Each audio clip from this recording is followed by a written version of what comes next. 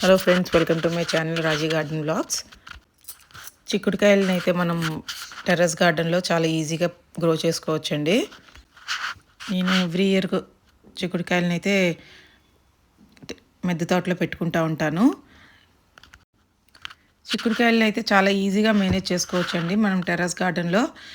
దానికి ముందుగా ఒక సెటప్ చేసుకుని దానికి పందిరి అది వేసేసుకుంటే ఇంకా వచ్చే కాయల్ని మనం బాగా ఎంజాయ్ చేయొచ్చు.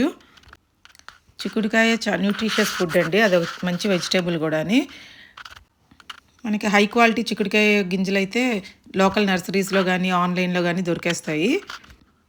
నేను ఇక్కడ పెట్టుకున్న చిక్కుడు గింజలు నేను నర్సరీ నుంచి తీసుకున్నవి.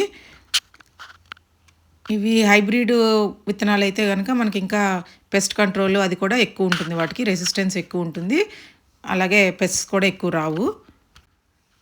నేను ఇక్కడైతే మడుల్లో పెట్టుకున్నాను.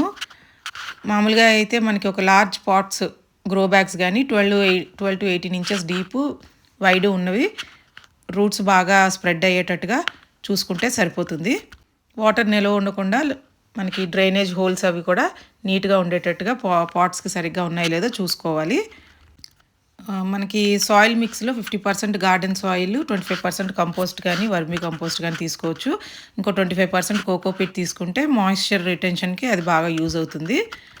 ఇంకా అడిషనల్ న్యూట్రియంట్స్ కావాలనుకుంటే దానికి బోన్ మీల్, నీమ్ కేక్ ఇలాంటివి యాడ్ చేసుకుంటే ఫెర్టిలైజర్స్ ఎక్కువ అడిషనల్ న్యూట్రిషన్స్ మనము ప్లాంట్కి ఇచ్చిన వాళ్ళం అవుతాము.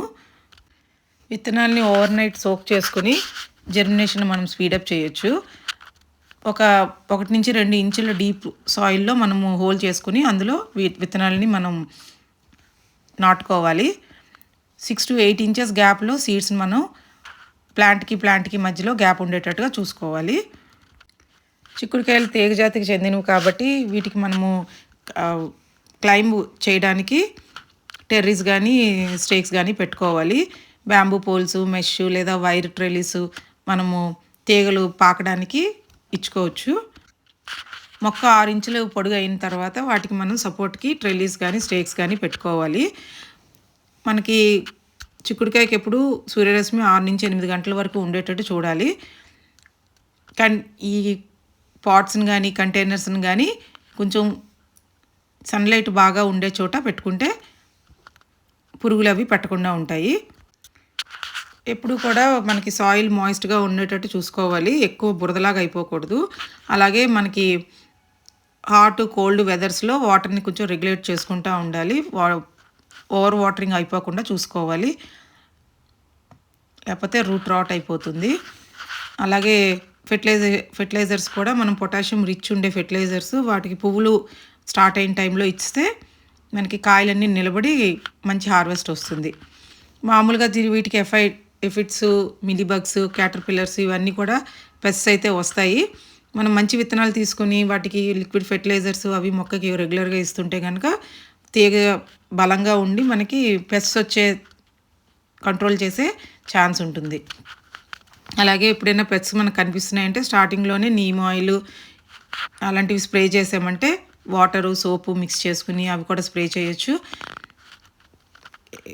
మనకి పెస్ట్స్ కనిపించిన చోట ఆకుల్ని లేదా పువ్వుల్ని తీసేస్తే కూడా మనము పెస్ట్ కంట్రోల్ చేసుకోవచ్చు. 60 నుంచి 75 రోజుల్లో మనకి చిక్కుడుకాయలు అయితే హార్వెస్ట్కి రెడీ అవుతాయి. అవి లేతగా ఉన్నప్పుడు గ్రీన్ కలర్లో ఉన్నప్పుడే మనం హార్వెస్ట్ చేసేసుకోవాలి.